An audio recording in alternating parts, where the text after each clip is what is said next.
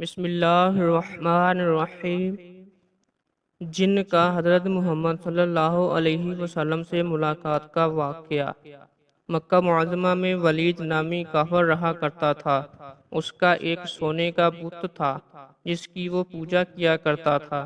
ایک دن اس بت میں حرکت پیدا ہوئی اور وہ کہنے لگا، لوگو، محمد اللہ کا رسول نہیں ہے، اس کی تصدیق مت کرنا۔ ولید بڑا خوش ہوا اور باہر نکل کر اپنے دوستوں سے کہنے لگا، مبارک ہو، آج میرا معبود بولا ہے اور صاف صاف اس نے کہا ہے کہ محمد اللہ کا رسول نہیں ہے۔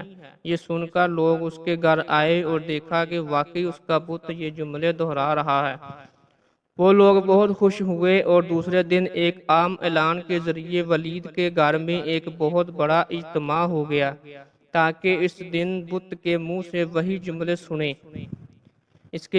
اس بڑے اجتماع میں ان لوگوں نے حضور صلی اللہ علیہ وسلم کو بھی دعوت دی تاکہ حضور صلی اللہ علیہ وسلم خود تشریف لا کر بت کے منہ سے وہی جملے سنیں۔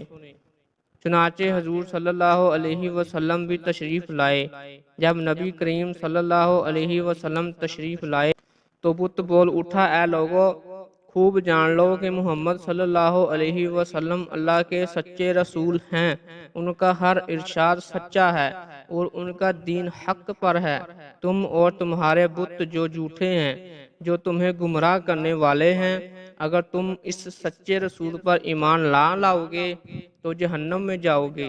بس عقل مندی سے کام لو اور سچے رسول صلی اللہ علیہ وسلم کی غلامی اختیار کر لو۔ بت کی یہ باتیں سن کر ولید بڑا گھبرایا اور اپنے معبود کو پکڑ کر زمین پر دے مارا اور اس کے ٹکڑے ٹکڑے کر دیے۔ حضور صلی اللہ علیہ وآلہ وسلم فاتحانہ طور پر واپس ہوئے تو راستے میں ایک گھڑ سوار جو سبز پوش تھا حضور صلی اللہ علیہ وسلم سے ملا۔ اس کے ہاتھ میں تلوار تھی جس سے خون ٹپک رہا تھا۔ حضور صلی اللہ علیہ وسلم نے فرمایا، تم کون ہو؟ بولا، میں جن ہوں اور آپ کا غلام اور مسلمان ہوں۔ جبل طور میں رہتا ہوں۔ میرا نام عین بن الابر ہے۔ میں کچھ دنوں کے لیے کہیں باہر گیا ہوا تھا۔ آج گھر واپس آیا ہوں تو میرے گھر والے رو رہے تھے۔ میں نے وجہ پوچھی تو معلوم ہوا کہ کافر جن جس کا نام مصفر تھا، وہ مکہ میں آ کر ولید کے بت میں گھس کر حضور صلی اللہ علیہ وآلہ وسلم کے خلاف فضول گوئی کر گیا اور آج پھر وہ یہی بکواس دوبارہ بت میں گھس کر کرنے والا تھا۔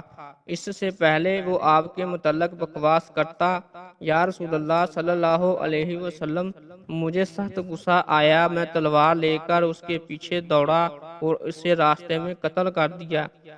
پھر میں خود ولید کے بت میں گھس گیا اور اب جو کچھ کہا میں نے کہا۔ حضور صلی اللہ علیہ وسلم نے یہ قصہ سنا تو بڑی خوشی کا اظہار کیا اور اپنے اس جن غلام کے لیے دعا فرمائی۔